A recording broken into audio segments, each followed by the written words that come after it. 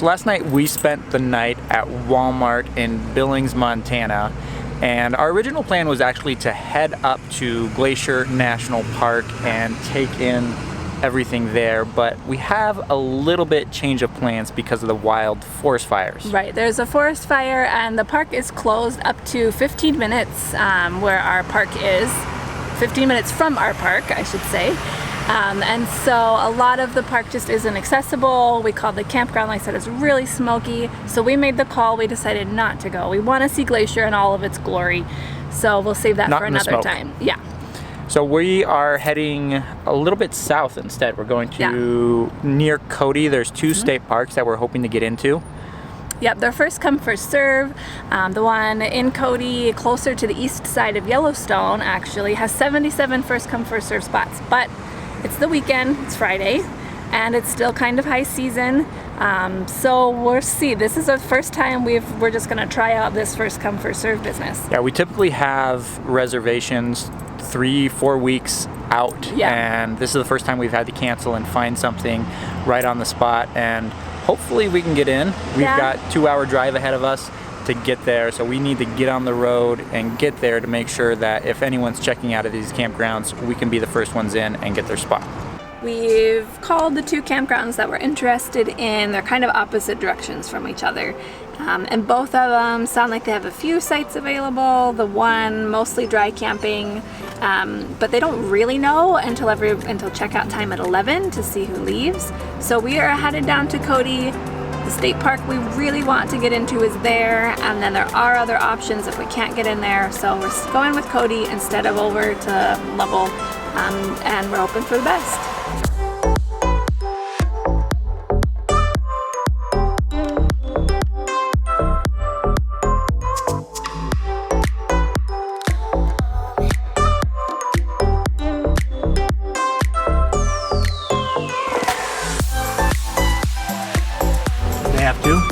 So did you just want to do it up there? Or? Yeah, if we do it up there. Go all the way to the boat dock, turn around, and then come out this way, 5 miles up the road. So we got to Buffalo Bill State Park, and the first one that we got to, they do have spots, dry camping only, but 5 miles down the road there's a secondary site, and they say that there are 2 sites open with electric and water, so we're gonna head down there. First we gotta turn around, head down there, and hopefully see that it's open.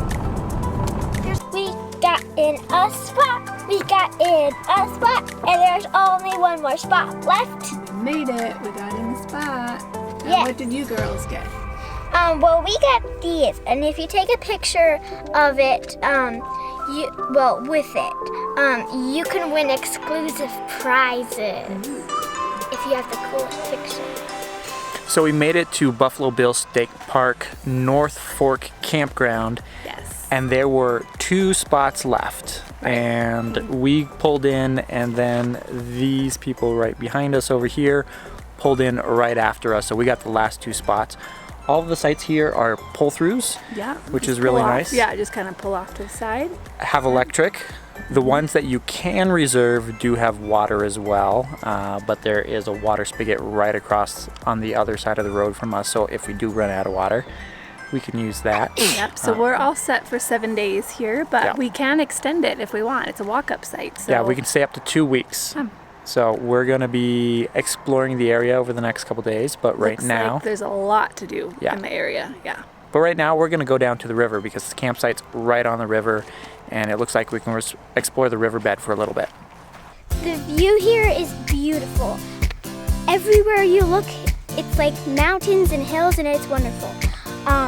It's been a long time since I've actually gotten a good view out my window, so when I wake up and open my curtains, I see the beautiful view, which is that.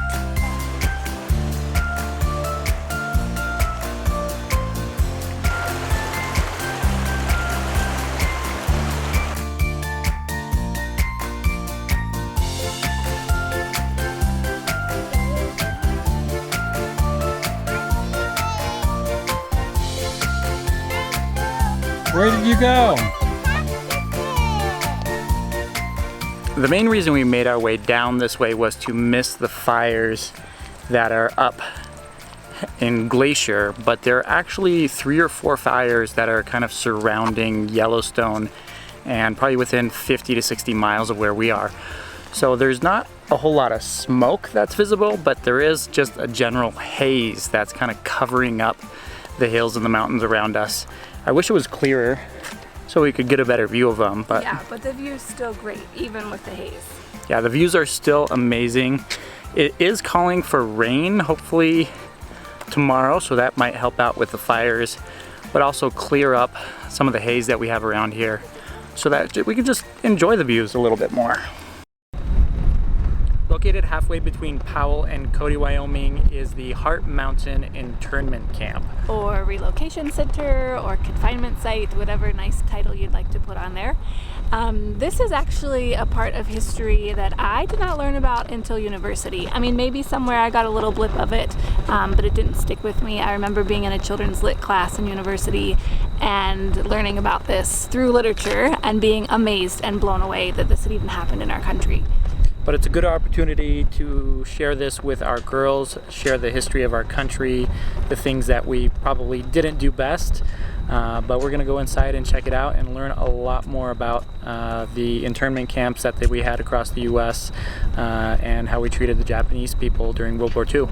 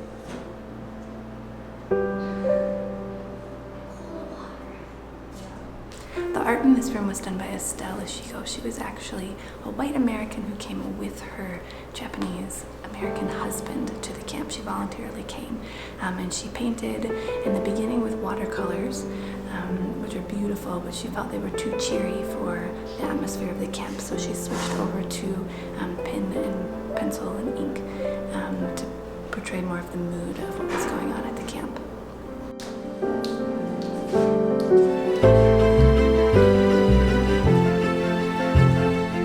Here at the Interpretive Center, they have a couple replicas of what the barracks were when they came in with their families. A room like this, 20 by 20 feet, housed a family of 6, and all they had when they got here were a couple beds that weren't set up, a stove, and an electric light up top.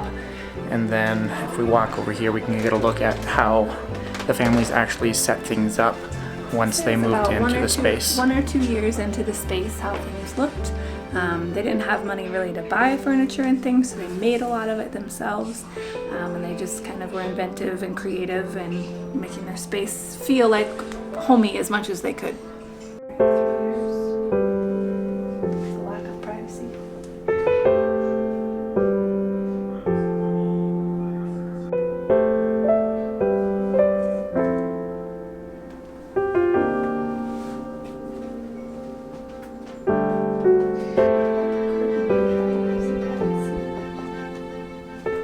Confined in one area, they did try to make life normal for them. They had schools, they had jobs, and they had different activities. In the beginning, the kids were kind of idle and getting into trouble, so they brought in Boy Scouts and Girl Scouts and different drama clubs and that sort of thing. They did have schools that they could attend.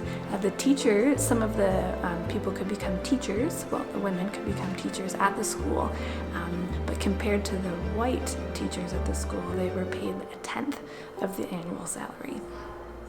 Of the roughly 120,000 Japanese that ended up at internment camps across the US, about 14,000 of them ended up here at one point in time, but usually there are about 10,000 Japanese at the Heart Mountain camp.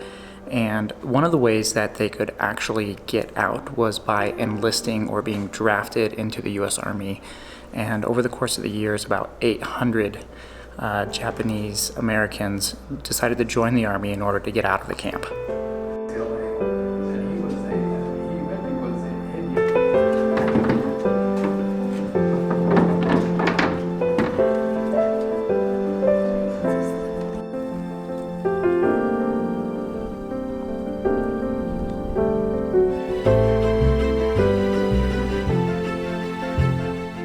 Even though the camp here at Heart Mountain housed up to 10,000 people at one point, there's really not a whole lot left of it. This main building right here is actually one of the hospitals that was here, as you can see, with the big smokestack, which is one of the defining features of the building and also the camp in a lot of the pictures. But that's really all that's left. There's a couple of the bunks over here, but then all you really have is concrete foundations for some of the buildings that were here and some of the paths.